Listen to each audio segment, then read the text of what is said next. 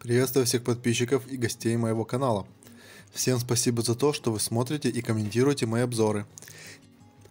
Сегодня обзор я хочу посвятить модели из моей коллекции, а именно микроавтобусу УАЗ-452. Данный автомобиль первоначально производили с 1986 года на заводе Тантал, а затем до самого конца производства в 1991 году на Ульяновском автомобильном заводе. После 1991 года модель снова производилась на саратовских заводах Агат, Масар и Инкотекс.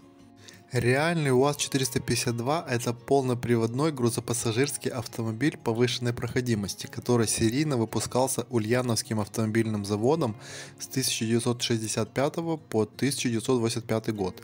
Вплоть до настоящего времени немного усовершенствованный УАЗ практически в неизменном виде продолжает производиться на Ульяновском заводе.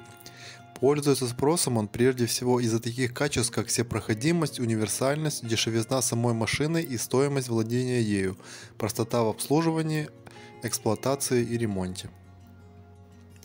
Масштабная модель УАЗ-452 производилась в разный период времени из разных материалов.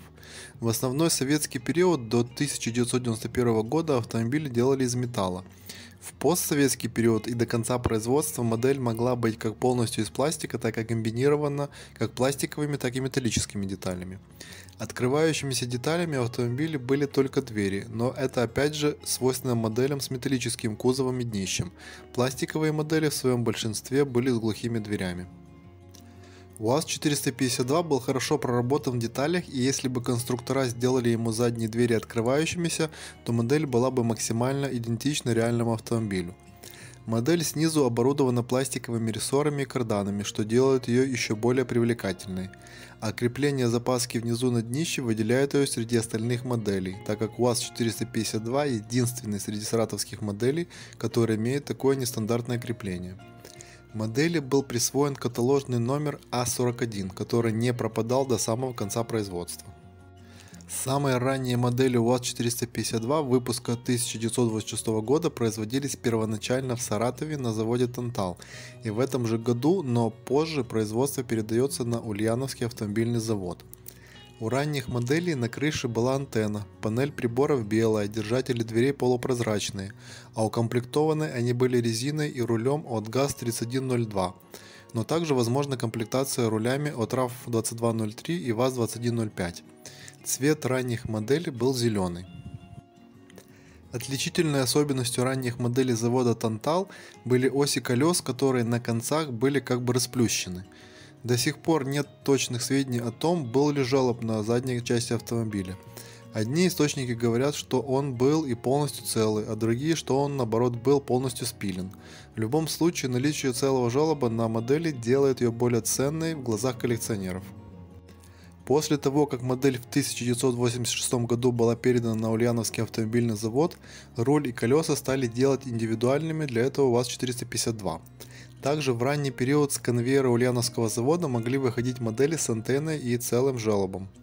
Отличительной особенностью моделей Ульяновского завода были оси колес, которые на концах были завальцованы, а не расплющены. Далее, вплоть до самого конца производства, до 1991 года, модель производилась практически без изменений на Ульяновском заводе. В этот период появлялись разные цвета модели, но одним из основных все-таки оставался цвет хаки. После 1991 года производство модели продолжается уже не на Ульяновском заводе, а на заводе Агат. УАЗ-452 этого периода уже имеет очень много разновидностей и отличий в деталях, которые требуют отдельного рассказа.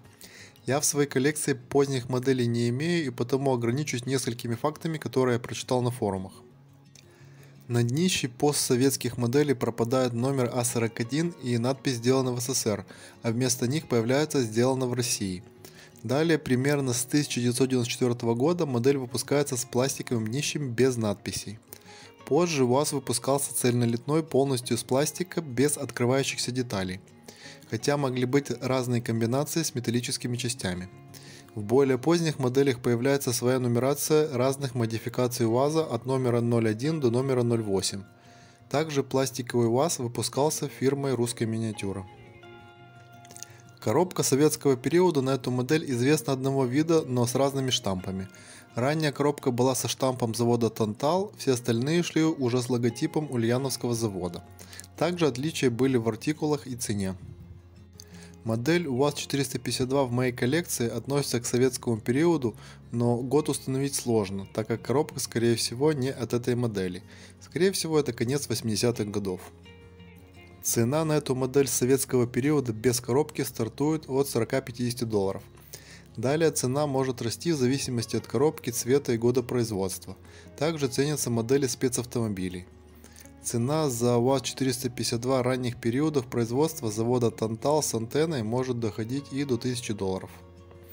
Всем спасибо за просмотр этого видеообзора. Надеюсь, было интересно и познавательно. Если есть какие-то дополнения, особенно по моделям позднего периода, которые делались из пластика, просьба писать в комментариях. Всем мирного неба над головой и до новых встреч на моем канале.